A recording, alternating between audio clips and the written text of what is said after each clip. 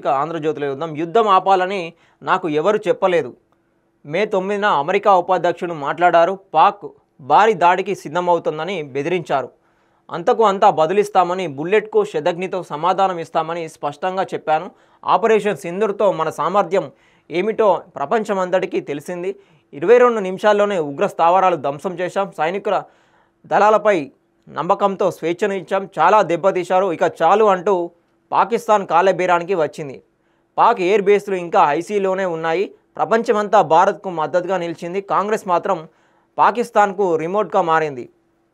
వాళ్ళు రాజకీయ లబ్ధి కోసం చేసిన ఆరోపణలు సైనిక దళాల ఆత్మస్థైర్యంపై ప్రభావం చూపాయి. ఆపరేషన్ సింధూర్పై చర్చకు లోక్సభలో ప్రధాని నరేంద్ర మోదీ సమాధానం. ఇక హైదరాబాద్కు రావద్దు. ఢిల్లీ, ముంబై, చెన్నైలలో కాలుష్యంతో ఇబ్బందులు. ఆ సమస్యలు మన దగ్గర తలెత్తకుండా చూడాలి. హైదరాబాద్ నగరంలో భూగర్భ డ్రైనేజీ కేబుల్ వ్యవస్థ, ఇందుకు సమగ్ర డిపిఆర్ తయారు చేయండి. నీటి సరఫరా, మురుగునీటి వ్యవస్థను సంస్కరించండి. నిర్మాణ రంగ వ్యర్థాలు ఎక్కడ పడితే అక్కడ పడేయొద్దు. కొత్వాల్గూడ జంక్షన్లో ఇండియా గేట్ వంటి నిర్మాణం. నిధులిచ్చిన మెట్రో విస్తరణ పనుల్లో జాప్యమేంటి? పురపాలన పట్టణాభివృద్ధి శాఖ సమీక్షలో సీఎం.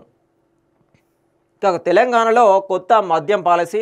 దరఖాస్తు రుసుం ప్రస్తుతం ఉన్న 2 లక్షల నుంచి 3 లక్షలకు పెంపు. గడువును 2 ఏళ్ల నుంచి 3 ఏళ్లకు పెంచే ఛాన్స్. స్థానిక ఎన్నికల కంటే ముందే దుకాణాల కేటాయింపు. ఇంకా రాష్ట్ర వ్యాప్తంగా పట్టణాల్లో కావచ్చు, పల్లెల్లో కావచ్చు, మొత్తము ఈ మద్యం దుకాణాలు ఏవైతే ఉన్నాయో వాటిని పెంచే విధంగా ప్రభుత్వం ఆలోచిస్తూ ఉన్నది. ఒకవైపు ఏమో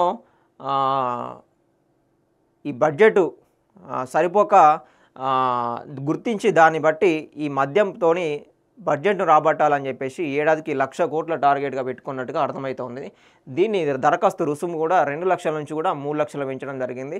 ప్రతి మండలానికి ఒక వైన్స్ అయితే ఉంటుంది కదా, అట్లా ఇప్పుడు ప్రతి మండలంలో నడిచే చిన్న చిన్న వైస్లు ఏవైతే ఉంటాయో, తక్కువ బడ్జెట్ వైట్స్లు ఏవైతే ఉంటాయో అవి పల్లెల్లోకి షిఫ్ట్ చేసి పట్టణాల్లో పెంచడం, అదేవిధంగా పల్లెలలో కూడా ఒక వైన్స్ తీసుకురావాలని చెప్పేసి ప్రభుత్వం ఆలోచిస్తున్నాను. దీని ద్వారా బడ్జెట్ వస్తే, రాష్ట్ర వార్షిక ఆదాయం వస్తే దాని ద్వారా బడ్జెట్ తోటి పథకాలు అమలు చేయాలని చెప్పేసి ప్రభుత్వం ఆలోచనలో ఉన్నట్టుగా కనబడతా ఉన్నది. ఇక ఢిల్లీలో బీసీ ధర్నా వాయిదా 11న నిర్వహించాలని నిర్ణయం.